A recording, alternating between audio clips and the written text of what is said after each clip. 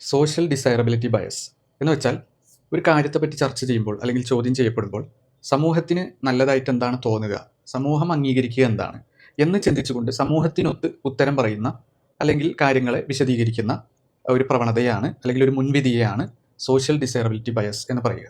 എന്ന് വെച്ചിട്ടുണ്ടെങ്കിൽ ലിബറൽ സമൂഹങ്ങളിലൊക്കെ പഠനം നടത്തിയ വ്യക്തികൾ പ്രത്യേകം ശ്രദ്ധിച്ചൊരു കാര്യമാണ്, ലിബറൽ സമൂഹത്തിൽ നല്ലതായിക്കൊണ്ട് അല്ലെങ്കിൽ ശരിയായിക്കൊണ്ട് അല്ലെങ്കിൽ അവർക്കെല്ലാവർക്കും ഇഷ്ടമുള്ള സമൂഹത്തിന് ഇഷ്ടമുള്ള ഒരു കാര്യമായിക്കൊണ്ട് എന്തെങ്കിലും ഒരു വിഷയം ഉണ്ടെങ്കിൽ അത് പ്രത്യേകിച്ചും ജെൻഡറുമായി ലിംഗത്വവുമായി ബന്ധപ്പെട്ട അല്ലെങ്കിൽ സെക്സുമായി ലൈംഗികതയുമായി ബന്ധപ്പെട്ട വിഷയമാണെങ്കിൽ സമൂഹത്തിനൊത്തു ഉത്തരം പറയുക.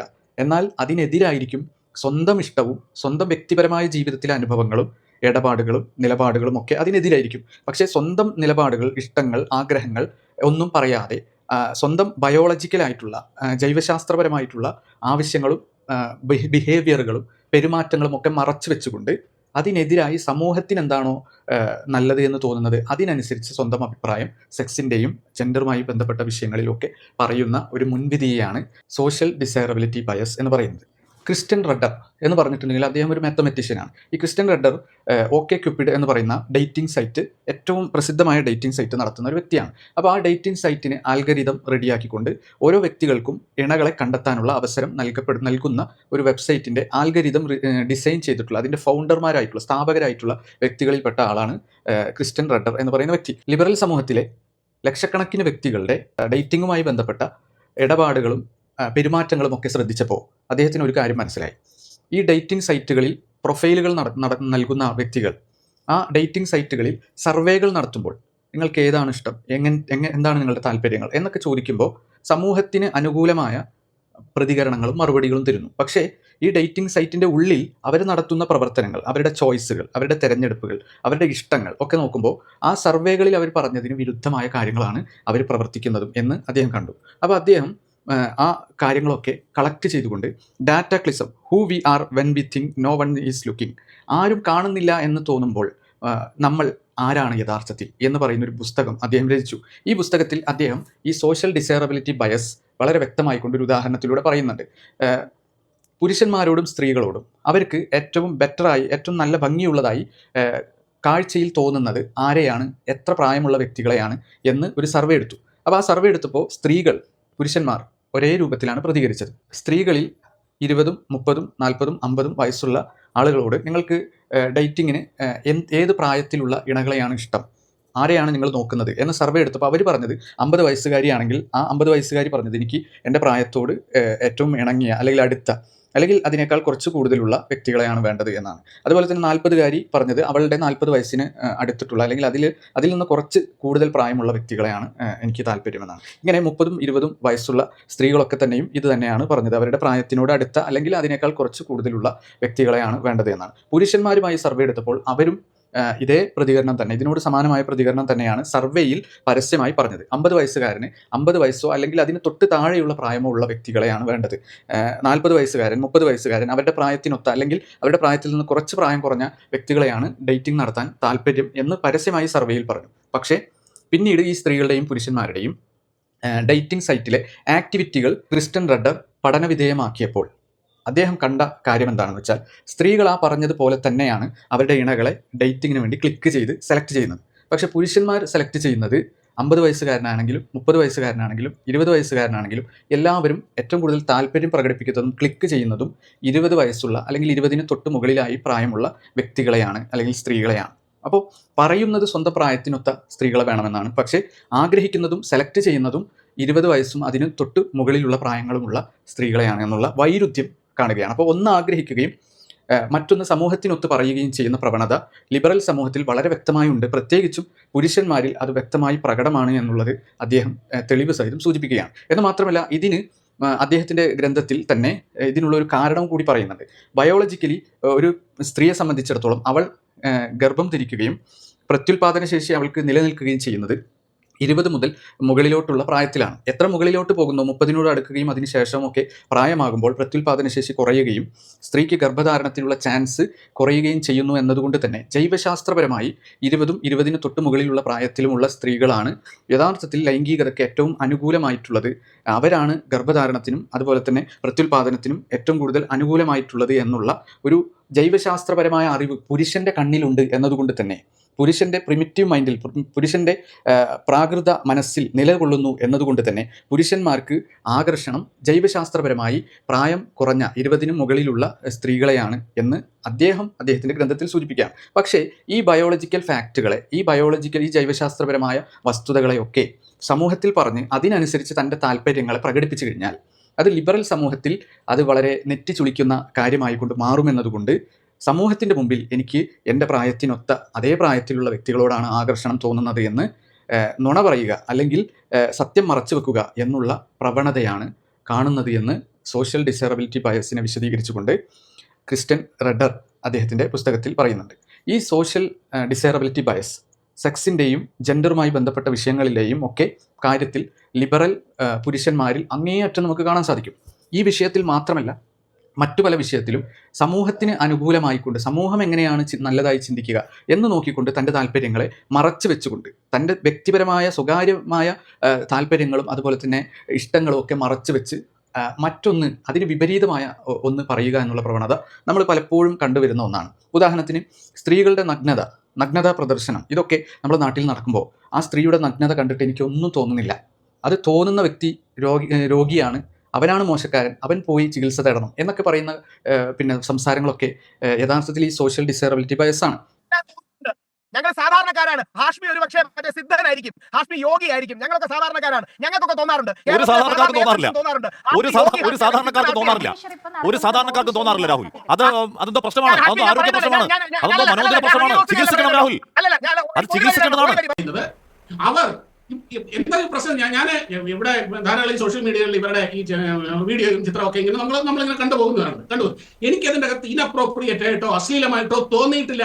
മിസ്റ്റർ രാഹുൽ ഈശ്വറിനോ അല്ലെങ്കിൽ ഇതേപോലെ ഇതിന്റെ താഴെ വന്ന് കമന്റ് ചെയ്യുന്ന ആഭാസന്മാർക്കോ ഒക്കെ അങ്ങനെ തോന്നിയെങ്കിൽ അത് അവരുടെ പ്രശ്നമാണ്. സ്ത്രീ ശരീരത്തെ ഒരു പെണ്ണിനെ കണ്ടു കഴിഞ്ഞു കഴിഞ്ഞാൽ ഉടനെ ഇവർക്ക് ഇങ്ങനെയൊക്കെ തോന്നുന്നുണ്ടെങ്കിൽ അവരെ കൊണ്ടുപോയി ചികിത്സിക്കുകയാണ് വേണ്ടത്. സമൂഹത്തിനൊത്ത് തൻ്റെ ബയോളജി മറന്ന്, തൻ്റെ വ്യക്തിപരമായ ജീവിതം മറന്ന്, തൻ്റെ സ്വഭാവങ്ങൾ മറന്ന് സമൂഹത്തിനൊത്ത് കാര്യങ്ങൾ പറയുക എന്നുള്ള ബയസാണ് യഥാർത്ഥത്തിൽ ഇവിടെ കാണുന്നത്.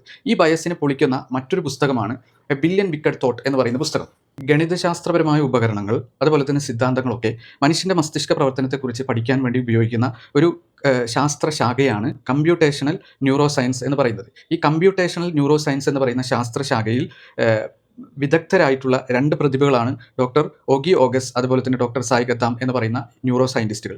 ഈ ന്യൂറോ സയൻറ്റിസ്റ്റുകൾ അവർ ഈ സോഷ്യൽ ഡിസൈറബിലിറ്റി ബയസിനെ പറ്റി വളരെയധികം അവബോധമുള്ള വ്യക്തികളായിരുന്നു. സെക്സും ജെൻഡറുമായി ബന്ധപ്പെട്ട ചോദ്യങ്ങൾ ചോദിക്കുമ്പോൾ ലിബറൽ സമൂഹത്തിലെ സ്ത്രീകളും പുരുഷന്മാരും ലിബറൽ ആശയങ്ങൾക്കൊത്തുകൊണ്ടാണ് സർവേകളിലൂടെ പരസ്യമായ ചർച്ചകളിലൊക്കെ പുറത്തു പറയുന്നത് ലിബറൽ ആശയങ്ങൾക്ക് അനുകൂലമായി മാത്രമാണ്. അവരുടെ ഉള്ളിലുള്ള ലൈംഗികമായ താല്പര്യങ്ങളും ലൈംഗികമായ ചോദനകളും എന്തൊക്കെയാണ്, അവരുടെ ലൈംഗികമായ പെരുമാറ്റങ്ങളൊന്നും വ്യക്തമായി പറയാതെ സമൂഹത്തിന് ഒത്തുകൊണ്ട് പറയുന്ന ഈ സോഷ്യൽ ഡിസൈറബിലിറ്റി ബയസ് വ്യക്തമായി മനസ്സിലാക്കിയ സായ് ഗദ്ദാമും ഓഗി ഓഗസും വ്യത്യസ്തമായ ഒരു മാർഗം ഇവരുടെ ഉള്ളിലുള്ള ബിഹേവിയറുകൾ, പെരുമാറ്റങ്ങൾ, അതുപോലെ തന്നെ ഡിസൈറുകൾ, അവരുടെ താല്പര്യങ്ങൾ മനസ്സിലാക്കാൻ കണ്ടെത്തി. 2009 മുതൽ 2010 വരെ 1 വർഷം കാലയളവിൽ നീണ്ടു നിൽക്കുന്ന ഇൻ്റർനെറ്റ് സെർച്ചുകൾ, പുരുഷന്മാരും സ്ത്രീകളും നടത്തിയ ഇൻ്റർനെറ്റ് സെർച്ചുകൾ എടുത്തുകൊണ്ട് അത് പഠിക്കുകയാണെങ്കിൽ പുരുഷന്മാരുടെയും സ്ത്രീകളുടെയും താല്പര്യം ഈ ബയസ് ഒന്നുമില്ലാതെ, ഈ മുൻധാരണകളോ മുൻവിധികളോ നുണകളോ സമൂഹത്തിനൊത്തുള്ള പറച്ചിലുകളോ ഒന്നുമില്ലാതെ വ്യക്തമായി ഇവരുടെ ഇഷ്ടങ്ങൾ എന്താണെന്ന് മനസ്സിലാക്കാൻ പറ്റും എന്നവർ തിരിച്ചറിയുകയും 1 വർഷ കാലയളവിൽ അവർ ഡോഗ്പൈൽ സെർച്ച് എഞ്ചിൻ ഉപയോഗിച്ചുകൊണ്ട് 400 മില്യൺ വ്യത്യസ്തങ്ങളായ സെർച്ചുകൾ, സ്ത്രീകളുടെയും പുരുഷന്മാരുടെയും സെർച്ചുകളൊക്കെ പരതിയിട്ട് അവരുടെയൊക്കെ സെക്ഷൽ ഡിസയർ, അവരുടെയൊക്കെ സെക്ഷൽ ബിഹേവിയറുകൾ, ലൈംഗികമായ താല്പര്യങ്ങളും ലൈംഗികമായ പെരുമാറ്റങ്ങളും എന്താണ് എന്ന് പഠിച്ചു. അങ്ങനെ പഠിച്ചു നോക്കുമ്പോൾ സമൂഹത്തിൽ പറയുന്നതല്ല അവരുടെ ജീവിതത്തിൽ, അവരുടെ ഇൻ്റർനെറ്റ് സെർച്ചിലൂടെ വ്യക്തമാകുന്ന കാര്യം. അവർ പഠിച്ചു കഴിഞ്ഞപ്പോൾ അവർക്ക് മനസ്സിലായത് സ്ത്രീയും പുരുഷനും വ്യത്യസ്തങ്ങളായ ലൈംഗിക താല്പര്യങ്ങളുള്ള വ്യക്തികളാണ് അല്ലെങ്കിൽ അസ്തിത്വങ്ങളാണ് എന്നുള്ളതാണ് അവർക്ക് പിടികിട്ടിയത്. അതിലേറ്റവും പ്രധാനപ്പെട്ട കാര്യമെന്ന് പറഞ്ഞാൽ അത് വിഷ്വൽ ക്യൂ എന്ന് പറയുന്നതാണ്. വിഷ്വൽ ക്യൂ എന്ന് പറഞ്ഞിട്ടുണ്ടെങ്കിൽ കാഴ്ചയിലൂടെ നൽകപ്പെടുന്ന ലൈംഗികമായ ഉത്തേജനം എന്ന് പറയുന്നത് അത് പുരുഷന്മാരിൽ വളരെ പ്രബലമായി നിലനിൽക്കുന്നു എന്നുള്ളതാണ്. അതേസമയം സ്ത്രീകളിൽ അത് പ്രബലമല്ല എന്നുള്ളതും അവർ കണ്ടെത്തി. ഏറ്റവും കൂടുതൽ ഇൻ്റർനെറ്റ് സെർച്ചുകളിൽ നഗ്ന ചിത്രങ്ങൾ അന്വേഷിക്കുന്നതും അത് ആസ്വദിക്കുന്നതും പുരുഷന്മാരാണ് എന്നുള്ളതാണ്. ഓൾമോസ്റ്റ് എവരി സെർച്ച്, ഭൂരിഭാഗം അല്ലെങ്കിൽ എല്ലാ സെർച്ചുകളും, ഏകദേശം എല്ലാ സെർച്ചുകളും എന്ന് പറയത്തക്കവണ്ണം ഭൂരിഭാഗം സെർച്ചുകളും പുരുഷന്മാരാണ് നടത്തുന്നത്, പുരുഷന്മാരാണ് അതിനുവേണ്ടി കാശ് കൊടുക്കുന്നത്, ക്രെഡിറ്റ് കാർഡ് ബില്ലുകൾ വെച്ചുകൊണ്ട് അവർ നടത്തിയ പഠനത്തിൽ ഈ ക്രെഡിറ്റ് കാർഡ് ബില്ലുകൾ വെച്ച് കാശ് കൊടുത്ത് പിന്നെ പോണോഗ്രഫിയും അതുപോലെ തന്നെ നഗ്ന കാഴ്ചകളും സ്ത്രീകളുടെ നഗ്നതയും ശാരീരിക അംഗ ലാവണ്യവും ഒക്കെ ആസ്വദിക്കുന്നത് യഥാർത്ഥത്തിൽ പുരുഷന്മാരാണ് എന്നുള്ളതാണ്. അതേസമയം സ്ത്രീകൾ അതിനെ വെറുക്കുന്നു എന്നുള്ളത് പോലും പല പഠനങ്ങളിലൂടെയും അവർ കണ്ടെത്തി. അവരുടെ സെർച്ചുകളിൽ, സ്ത്രീകളുടെ സെർച്ചുകളിൽ നോക്കുമ്പോൾ, ഇൻ്റർനെറ്റ് സെർച്ചുകളിൽ നോക്കുമ്പോൾ അവർ യഥാർത്ഥത്തിൽ പോണോഗ്രഫി അല്ല സെർച്ച് ചെയ്യുന്നത് എന്നുള്ളതും മനസ്സിലാക്കി. അപ്പോൾ ഈ സെർച്ചുകളെ വെച്ചുകൊണ്ട് സ്വതന്ത്രമായി ചിന്തിക്കുന്ന ഏതൊരു മനുഷ്യനും മനസ്സിലാക്കാം, പുരുഷന്മാരെ സംബന്ധിച്ചിടത്തോളം അവർക്ക് വിഷ്വൽ ക്യൂ, കാഴ്ചയിലൂടെ നൽകപ്പെടുന്ന ലൈംഗികമായ ഉത്തേജനം വളരെ ശക്തമാണ് എന്നുള്ളതാണ്. അതേസമയം സ്ത്രീകൾക്ക് അത് വളരെ കുറവാണ് എന്നുള്ളതും വ്യത്യസ്തങ്ങളായ പോൺ വെബ്സൈറ്റുകൾ വെച്ചുകൊണ്ടുള്ള പഠനങ്ങളൊക്കെ തന്നെയും സൂചിപ്പിക്കുന്നുണ്ട്. Pornhub, Brazzers, Bang Bros, Reality Kings തുടങ്ങിയ വെബ്സൈറ്റുകൾ അഥവാ അഡൽട്ട് ഫിലിമുകൾ അടങ്ങിയ പോണോഗ്രഫി അടങ്ങിയിട്ടുള്ള വെബ്സൈറ്റുകളൊക്കെ വെച്ച് പരിശോധിക്കുമ്പോൾ അതിൽ 75 അല്ലെങ്കിൽ അതിലധികം ശതമാനവും പരതിയിട്ടുള്ളത് ആണുങ്ങളാണ്, പുരുഷന്മാരാണ് എന്ന് നമ്മൾ കാണുകയാണ്. അതുപോലെ തന്നെ CC ബില്ലെടുത്ത് വെച്ച് നോക്കുമ്പോഴും ക്രെഡിറ്റ് കാർഡ് ബില്ല് വെച്ചുകൊണ്ടുള്ള പഠനങ്ങൾ നോക്കുമ്പോഴും ചില സ്ത്രീകളുടെ ക്രെഡിറ്റ് കാർഡ് ബില്ലുകൾ കണ്ട സമയത്ത് ഇവർ കൂടുതൽ പരിശോധനകൾ നടത്തുകയും അത് പരിശോധിച്ച് നോക്കുമ്പോൾ സ്ത്രീകളുടെ ക്രെഡിറ്റ് കാർഡ് വെച്ചുകൊണ്ട് പുരുഷന്മാർ പോണോഗ്രഫി വാങ്ങുകയാണ് ചെയ്യുന്നത്. പ്രത്യേകിച്ചും ഗേൾ ഫ്രണ്ടിൻ്റെ ക്രെഡിറ്റ് കാർഡ് ഉപയോഗിച്ചുകൊണ്ട് ബോയ് ഫ്രണ്ട് പോണോഗ്രഫി വാങ്ങുന്ന പ്രവണതയും നടക്കുന്നുണ്ട് എന്നുള്ളതാണ്. അപ്പോൾ ന്യൂനപക്ഷം സ്ത്രീകൾ പോണോഗ്രഫി അല്ലെങ്കിൽ വിഷ്വൽ സ്റ്റിമുലേക്ക് വേണ്ടി ഇൻ്റർനെറ്റ് സെർച്ച് ചെയ്യുന്നുണ്ട് എന്ന് കാണുന്നുണ്ടെങ്കിൽ പോലും അതും അഗാധമായി നമ്മൾ നോക്കുന്ന സമയത്ത്, അതിൻ്റെ ഉള്ളിലേക്ക് ഇറങ്ങി നോക്കുന്ന സമയത്ത് സ്ത്രീയല്ല യഥാർത്ഥത്തിൽ, സ്ത്രീയുടെ ഇൻ്റർനെറ്റ് ഐഡൻറ്റിറ്റി ഉപയോഗിച്ചുകൊണ്ടും സ്ത്രീയുടെ ക്രെഡിറ്റ് കാർഡ് ഉപയോഗിച്ചുകൊണ്ടും പുരുഷനാണ് യഥാർത്ഥത്തിൽ ഇതെല്ലാം വാങ്ങുന്നതും കാണുന്നതും എന്നുമൊക്കെ ഈ പുസ്തകത്തിൽ വ്യക്തമായിക്കൊണ്ട് പഠനങ്ങൾ സഹിതം നമുക്ക് അവതരിപ്പിച്ചു തരുന്നത് കാണാൻ സാധിക്കും. എന്ന് വെച്ചാൽ സ്ത്രീകൾ പുരുഷൻ്റെ നഗ്നത കാണാൻ ആഗ്രഹിക്കുന്നില്ല. പുരുഷൻ്റെ ജനറ്റീലിയ, പുരുഷൻ്റെ ലൈംഗികാവയവങ്ങൾ സ്ത്രീകളിൽ യഥാർത്ഥത്തിൽ പേടിയും അറുപ്പും ഭീഷണിയുമാണ് ഉളവാക്കുന്നത് എന്നും ഓഗിയോഗസും സായിഗദ്ദാമും അവരുടെ പുസ്തകത്തിൽ വ്യക്തമായിക്കൊണ്ട് പഠനങ്ങൾ സഹിതം തെളിയിക്കുന്നത് നമുക്ക് കാണാൻ സാധിക്കും. ജൈവശാസ്ത്രപരമായി തന്നെ നോക്കുകയാണെങ്കിലും പുരുഷൻ യഥാർത്ഥത്തിൽ സ്ത്രീയുടെ നഗ്നതയെ കാണാൻ ആഗ്രഹിക്കുന്ന രൂപത്തിലാണ് അവൻ്റെ ബയോളജി എന്ന്, അവൻ്റെ ന്യൂറോളജി എന്ന് വ്യക്തമായും ഈ ന്യൂറോ സയൻറ്റിസ്റ്റുകളുടെ പുസ്തകം നമുക്ക് വിശദീകരിച്ച് തരുന്നുണ്ട്. ഉദാഹരണത്തിന് 2 തരം ഫാറ്റുകളാണ് മനുഷ്യ ശരീരത്തിൽ ഉണ്ടാവുക.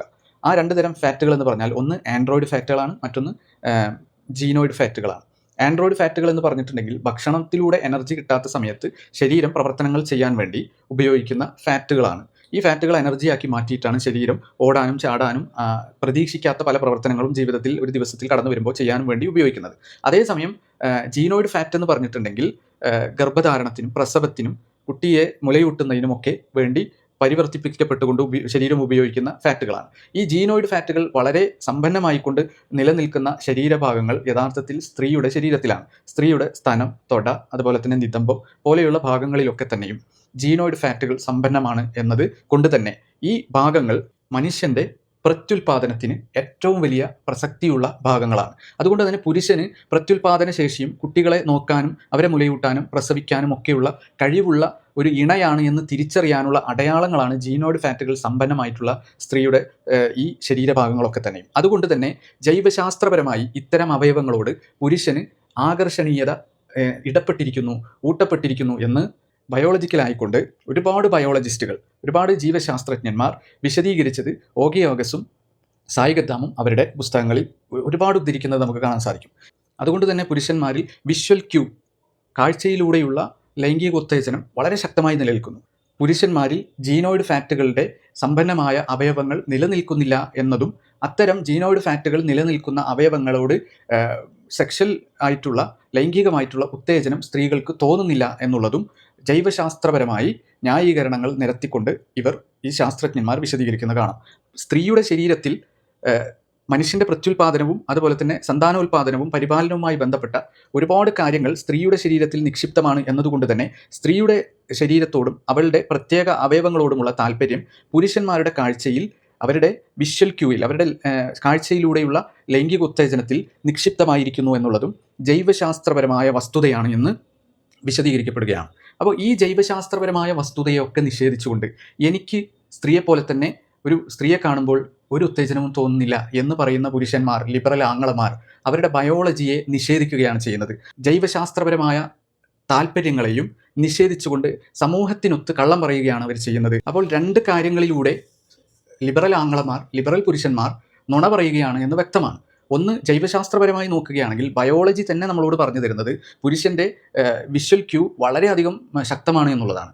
സ്ത്രീകളെക്കാൾ അങ്ങേയറ്റം ശക്തമായ വിഷ്വൽ ക്യൂ പുരുഷന്മാർക്ക് ഉള്ളത് അവൻ്റെ പ്രത്യുൽപാദനം അല്ലെങ്കിൽ മനുഷ്യരുടെ വംശപരമ്പരയുടെ സർവൈവലിന് വളരെ പ്രധാനപ്പെട്ടതാണ്. അതുകൊണ്ട് തന്നെ പുരുഷന്മാരുടെ വിഷ്വൽ ക്യൂ വളരെ ശക്തമാണ് സ്ത്രീകളെക്കാൾ എന്നുള്ളത് ജൈവശാസ്ത്രപരമായ ഒരു വസ്തുതയാണ്. ഈ വസ്തുതയെ നിഷേധിക്കുന്നു എന്നുള്ളത് ഒരു വശത്ത്.